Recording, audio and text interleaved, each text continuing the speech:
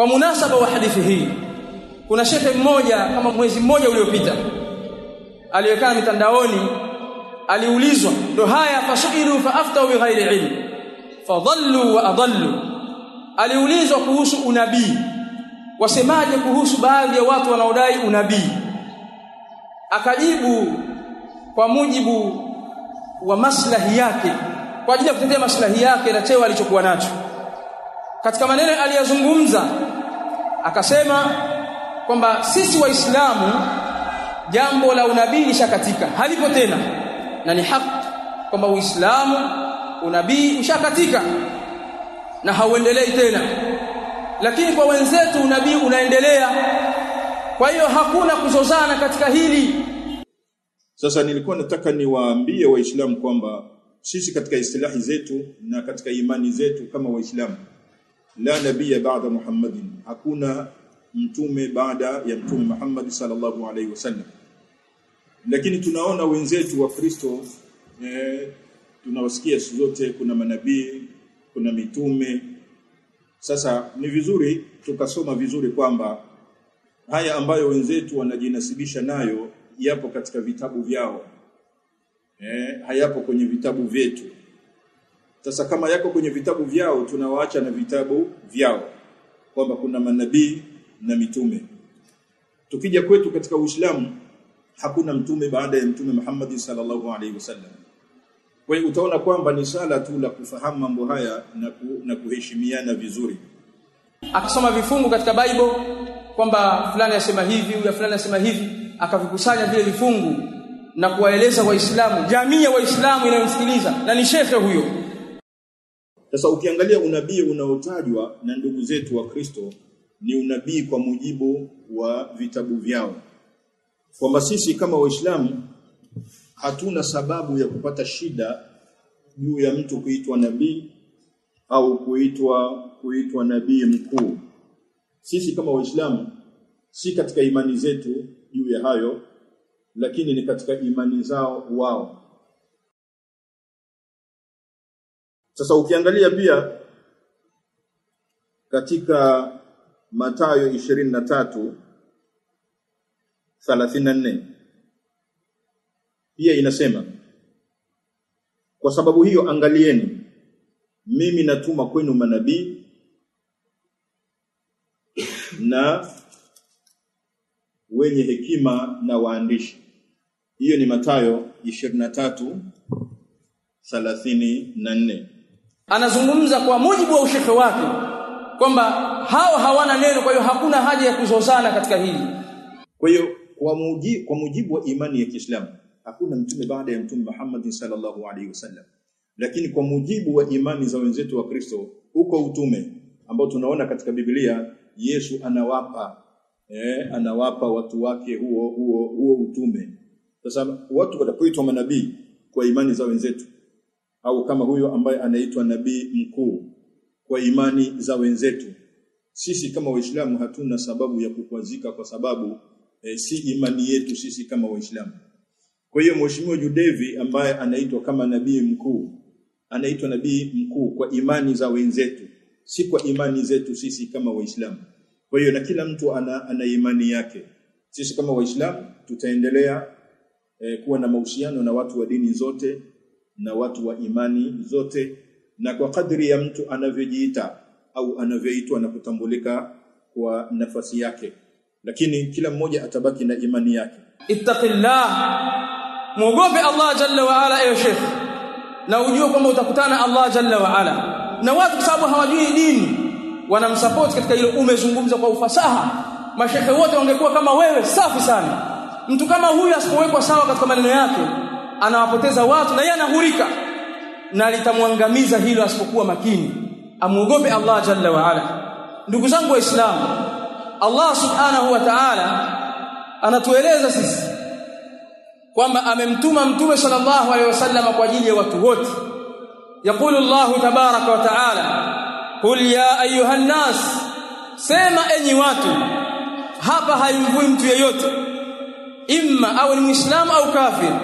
Inni rasulullah ilaikum jami'a, hakika mimi ni mjumbe wa Allah kwenu nyinyi nyote. nyote mimi ni mjumbe wenu, nimetumwa na Allah subhanahu wa ta'ala. Kadhalika Allah subhanahu wa ta'ala anasema katika sura Saba, wama arsalnaka illa kaffatan linnas bashiran wa nadhira, na hatukukutuma ewe Muhammad isipokuwa uwe ni mjumbe wa watu wote, hali ya kuwa ni kubashiria watu khairi ya janna watakompekesha Allah jalla wa ala kutekeleza amri zake, na kuwahofisha kwa kuwaonya kutokana na moto wa Allah jalla wa ala watapomshirikisha Allah subhanahu wa ta'ala kufanya uovu waliokatazwa nao. Hizi ni ayat zinazoeleza kwamba Mtume sallallahu alaihi wasallam ni mjumbe wa watu wote. Lakini kadhalika Allah subhanahu wa ta'ala anatuambia katika aya nyingine, ma kana Muhammadun aba ahadin min rijalikum, hakuwa Muhammad ni baba wa mmoja wenu katika wanaume zenu, walakin rasulullah wa khataman nabiyyin, lakini yeye ni mjumbe wa Allah na ni mwisho wa manabii. Hizi ni nusus katika Qur'ani.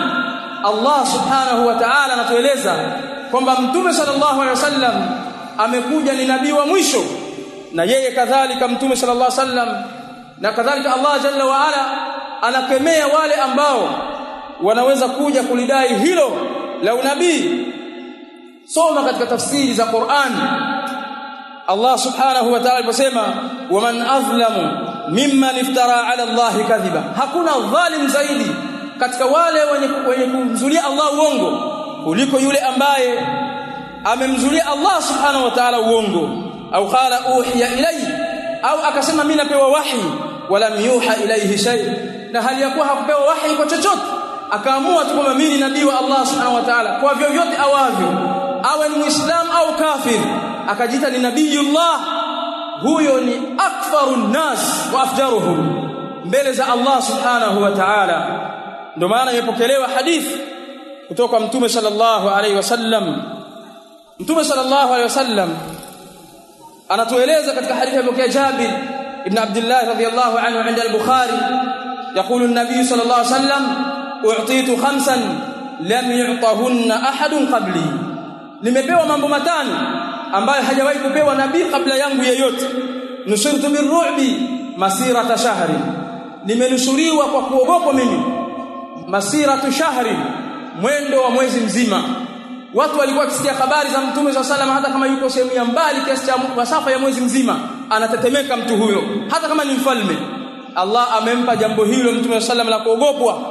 Waju'ilat liyal ardu masjidan wa tahura, na imejaliwa ardhi hii yote kuwa ni sehemu za kuswali na kadhalika ni tahara. Sehemu yoyote ambayo fa ayyuma rajulin min ummati adrakatuhu as-salah falyusalli, popote mtu itakapomdiriki swala, popote atakapokuwa basi na swali sehemu hiyo. Hakuna udhuru katika swala kwamba unajua mimi sina udhu, hii sehemu naona kama ina mikojo hii. Hakuna udhuru katika jambo la swala, kwa sababu Mtume SAW amepewa jambo hilo, na waliotangulia walikuwa wakiswali katika mahekalu, hawaswali sehemu yoyote wala hawafanya ibada katika sehemu yoyote, lakini Mtume SAW akafanya ardhi yote ni tahara na ardhi yote ni sehemu ya kuswalia. Kisha akasema Mtume alayhi salatu wasalam, wa uhillat liyal maghanim, na nimehalalishiwa ngawira, mali zinazopatikana wakati wa mapigano baina almuslimin wal kuffar, jihadi ya haki, waislamu wakashinda, wanachukua ngawira. Waliotangulia katika manabii walikuwa wakikusanya mali zile wanazichoma, lakini Mtume sallallahu alaihi wasallam amehalalishiwa kuzila na akagawiwa mafungu katika Qur'an. Walam tahilla li ahadin qabli, na haikuwa halali kabla yangu mimi, haijaikuwa halali kabla yangu mimi katika manabii walitangulia. Wa u'titu ash-shafa'a, na nimepewa uombezi, ash-shafa'atul uzma, amepewa Mtume sallallahu alaihi wasallam wa kuombea watu wahukumiwe baina yao, kadhalika wahukumiwe baina ya watu wa motoni na peponi, baada ya kuwa watu washateseka katika viwanja vya mahshar. Nasallallahu alafiyata wassalama. Mtume sallallahu alaihi wasallam atasujudu pamoja na Allah, asujudu, ataomba na kumnyenyekea Allah jalla wala siku ya kiyama, huku watu wakiteseka, wale wenye madhambi na watu hawajahukumiwa kuingia peponi na motoni. Kisha Allah atamwambia anyanyuke aombe anachokitaka, ataomba Mtume sallam, kisha atapewa ile shafaa, atakubaliwa shafaa yake, na hakupewa nabii yeyote kabla asiyekuwa yeye, ash-shafaatul uzma. Kisha mahallu shahid, mahali pa ushahidi wa maneno yetu, wa kana an-nabiyyu yub'athu ila qaumihi khassa, na walikuwa manabii. Nabii yeyote aliyetangulia kabla yangu anatumwa kwa watu wake maalumu.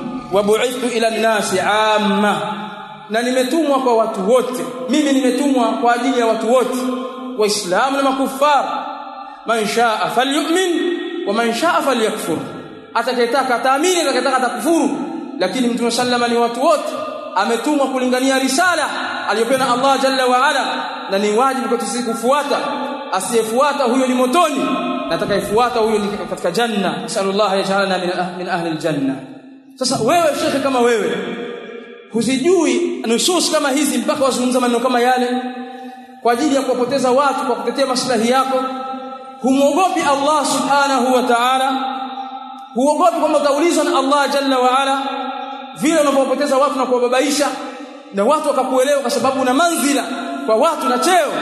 Muogope Allah subhanahu wa ta'ala, na watu wa mfano wake wamuogope Allah jalla wa ala. Sheikh al-Islam Ibn Taymiyyah rahimahullah ta'ala katika kitabu chake al-Jawab as-Sahih liman badala din al-Masih anasema rahimahullah ta'ala, man idda'a an-nubuwwa, yeyote atakayedai unabii baada ya unabii wa Mtume sallallahu alaihi wasallam, wa huwa kadhib, na hali yakuwa ni muongo katika madai yake, fa huwa min akfaril kuffar, huyo ni katika makafiri zaidi kuliko makafiri wote, wa adhlamiz zalimin, na ni dhalim zaidi kuliko madhalimu wote. Hayo maneno yanatoka katika kitabu cha Sheikh al-Islam rahimahullah ta'ala al-Jawab as-Sahih. Ndugu zangu waislamu, inatakiwa watu muogope Allah jalla wa ala, na hasa walioaminiwa na waislamu kuiongoza dini yao. Msiwapoteze watu kwa sababu ya matashi ya nafsi zenu. Wallahi tutakuja kuulizwa mbele za Allah subhanahu wa ta'ala, yauma yaqumu an-nasu li rabbil alamin. Ni wangapi wanaopoteza watu? Huyu ni mmoja, lakini watu wengi wako wengi wa mfano wake. Mtu akasimama akazungumzia jambo la batil, akahalalisha ya haramu, akahalalisha mziki. Tunaona katika mitandao ahalalisha mziki, watu waitikia Allahu akbar, Allahumma salli wa sallim alayhi. Ittaqullah ayuha nas, ittaqullah ayuha al-umana.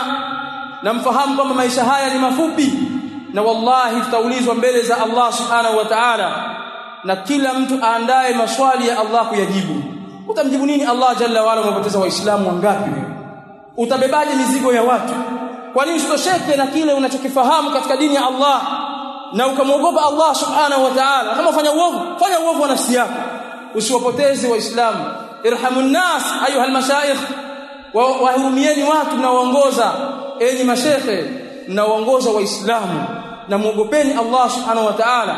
Warejesheni watu katika Qur'an na Sunna kwa mujibu wa vile walivyokuwa salafu salih, kwa sababu wao naqalu ilaina ad-din, wametunukulia sisi dini. Wao wana haki zaidi ya kufuatwa.